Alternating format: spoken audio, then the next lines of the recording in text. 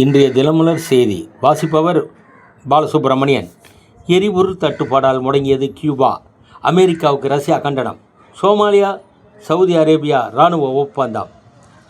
தேர்தல் விருப்ப மனு வாங்க யாரும் வராதால் தேமுதிக தலைமை அலுவலகம் வெறிச்சோடி இருந்தது என வெளியான செய்தியில் விருகம்பாக்கம் தேர்தல் பொறுப்பாளர் மாறி பேசுகையில்,